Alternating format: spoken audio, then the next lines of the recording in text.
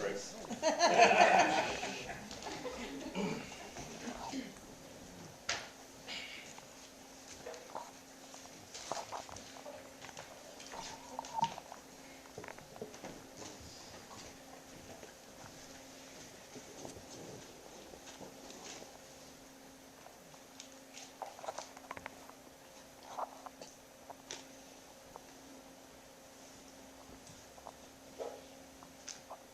Sue? Excuse me? Your name is Sue, right? It is. Wow. What? So, we're finally talking. We are. I mean, after all this time. It's been a while now, I guess. And it was just as easy as saying that one word, Sue. Who knew it would be that easy? You know what? Please don't take this the wrong way, but I'm not sure I like it that we're talking. You don't? No, I think... No, I'm pretty sure I preferred when we never spoke at all. Oh, shit.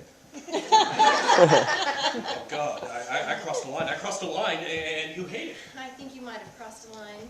I am so sorry. It's okay. So I should shut up now. I think that would be for the best. Gotcha. Right. I'll stop talking to you. I can do that. The end. You know my name, okay? That's a little weird. No, it's not. Yes, it is. I'm sorry, but it is. Of course I know your name. Sue! Do you mind if I call you Sue? Look, okay, I'll have you know that I've got mace in my purse. Oh, calm down! Hey, easy there. I know your name because your therapist has come through that door, stood there, smiled at you, and said, Sue, every Monday night for the last 18 months. Hello? I didn't realize that you paid attention to that. Of course I paid attention to that. Huh. But I wouldn't want to upset you anymore, and I wouldn't want you to mace me. So like I said, the end.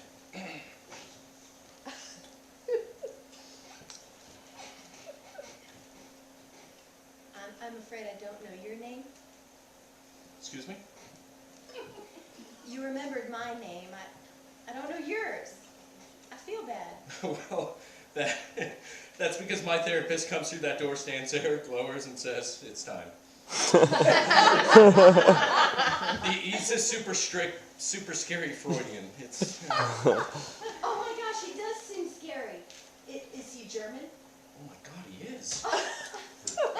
We do the whole routine. I lay on the couch, he sits behind me, all very formal. Actually, I'm not entirely sure if he knows my name. I bet it's Albert. What? Your name. Albert? Yeah, you just look like an Albert if I had to guess. Ouch. Okay. That hurts. You don't want to look like an Albert? No. Self-respecting man wants to look like an Albert. Fine. I bet it's Herman then. Double ouch. Or Thaddeus. You're not making any friends here, Sue.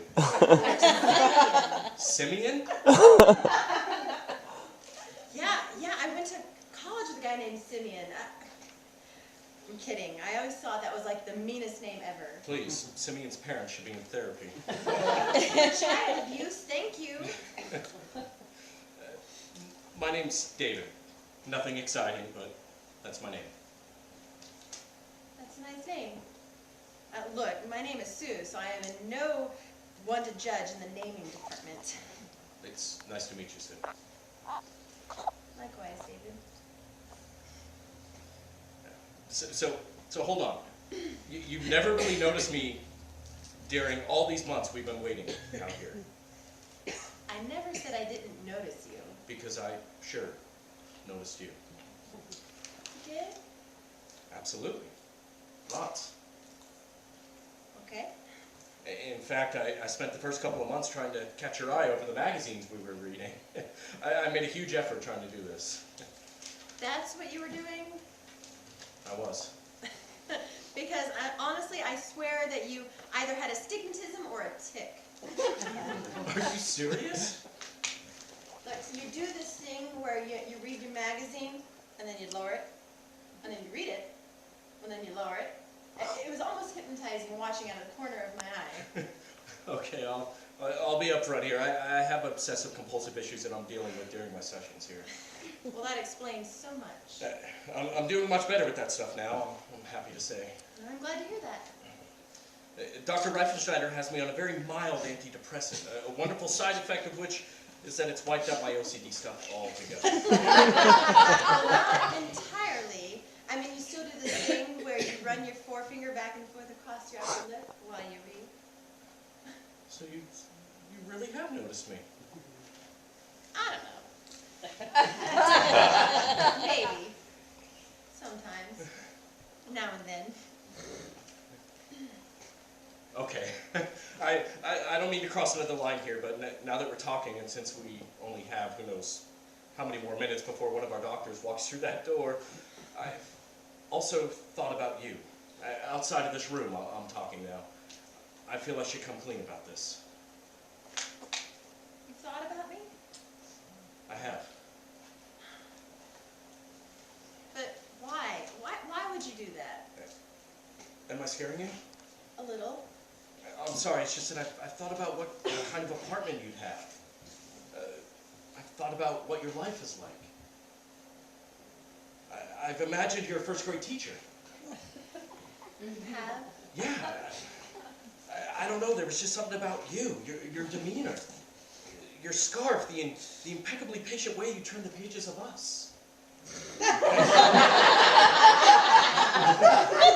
I could just see you reading Where the Wild Things Are to a class of screaming 6-year-olds and keeping your calm while children all around you pulled one another's hair and vomited. That's... wow. Look, okay, I'll be up front with you. In my sessions here, I've been dealing with ways that I've been putting up walls and pushing people away. And while part of me wants to run screaming into the night now that you've told me this, or promptly change my sessions to Tuesday, I won't. And I'll just say, thank you. Thank you. You're welcome. And just so you know, there's no need to worry about changing your therapy tonight because this is my final session with Dr. Reifenschneider. He's closing up his practice and moving to Vermont to spend his twilight years running this little candle shop. And I only wish I was making that up because that is just so Freudian. I mean candles. So starting next Monday, I'll be seeing Dr. McMee down in the village. Dr. Reifenschneider says he's around my age and wears shorts in the summer. I'm looking forward to a change of pace. I'm sure. But I saw you sitting here tonight, and I don't know. I just decided I had to say hello to you before you could say goodbye.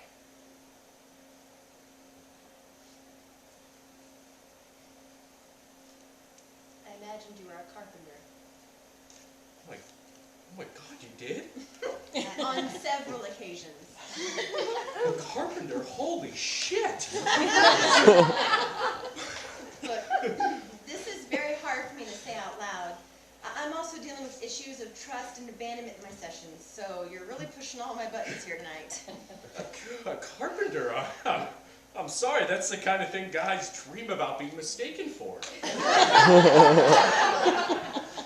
Well, you have very strong forearms.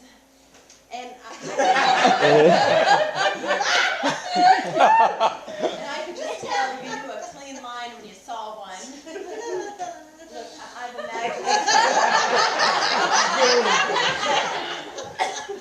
imagined that you've made your own furniture, these very rough-hewn, made-from-scratch chairs and benches that you rub with linseed oil, while NPR plays in the background. Oh my God, so do I. I'm sorry, car talk? Please! I don't even have a car, and I didn't breathe by car talk. Absolutely. I imagine you lived in Chelsea. I imagine you lived up in Columbia. And that you have a cat. And that you have this enormous moose head thing left over by your college years. And then I'd ask you out for coffee first, but things would move quite fast from there. We'd have dinner at Gramercy Tavern. See, now I pictured Balthazar. And we'd take buggy rides at Central Park. And roller rollerblade there on weekends. And you know, I've never rollerbladed in my life. And we'd move in together after about a year. This shabby loft out in Williamsburg. With a very wheezy radiator. But we'd love everything about it.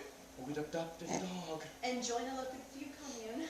And make casseroles. And make banana bread. And have a kid, or maybe 2 or 3. You and me and the dog and the kids. Out in Williamsburg. Forever.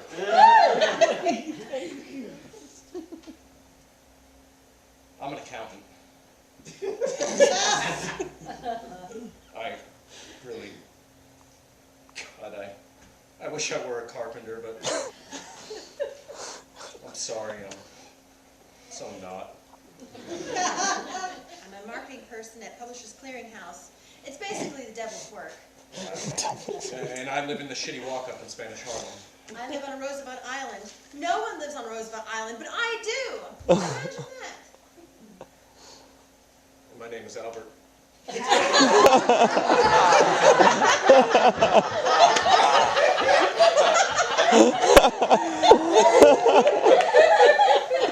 I'm not kidding.